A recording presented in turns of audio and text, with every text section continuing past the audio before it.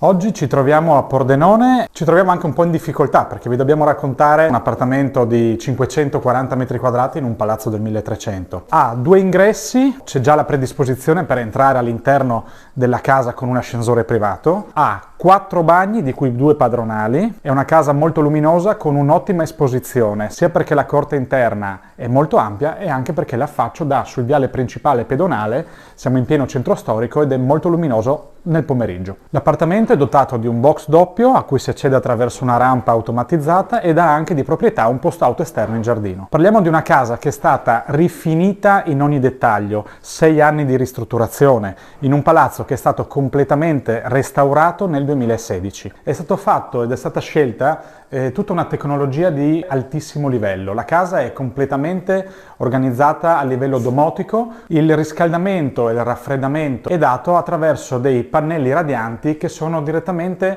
stati installati sulle pareti. Per quanto riguarda il pavimento di tutta la casa invece sono stati scelti dei parquet di noce con dei listoni molto grandi di una larghezza variabile intorno ai 35 cm e lunghi dai 2 ai 3 metri. All'interno della zona notte troviamo anche questo ambiente che è stato realizzato completamente a mano da un falegname ed è una cabina armadio completamente sviluppata su misura. L'appartamento dispone anche di 2 terrazze abitabili, una al primo piano e una invece nel piano mansardato. Qui troviamo un ambiente open space dove può essere realizzato una camera da letto matrimoniale con il suo bagno, zona sauna e vasca idromassaggio per 4 persone. Da questa parte accediamo in uno dei 2 terrazzi e come vedete c'è una bellissima vista su tutti i tetti. Ogni infisso della casa ha queste porte finestre blindate che servono per una chiusura ermetica di tutta l'abitazione. Come vedete anche dal dettaglio dei bagni troviamo comunque sia delle soluzioni che riprendono la storicità del palazzo. L'affaccio interno riesce a prendere tutto il passaggio del sole dalla mattina al pomeriggio, quindi parliamo di un appartamento che nonostante sia situato in centro storico è luminosissimo. C'è questo salone meraviglioso,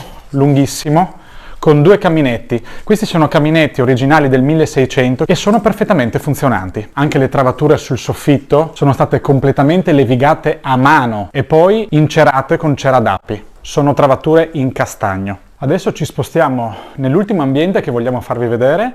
Si tratta della cucina, una cucina abitabilissima come grandezza, una superficie vetrata immensa che dà sempre sulla corte interna e qui all'interno della cucina, come vedete, sono stati riportati alla luce anche dei bellissimi mattoni con ancora il sigillo delle fornaci romane. Quindi, ricapitolando, parliamo di un appartamento che si sviluppa su 2 livelli, parliamo di 540 metri quadrati circa, con box doppio più un posto macchina esterno di proprietà.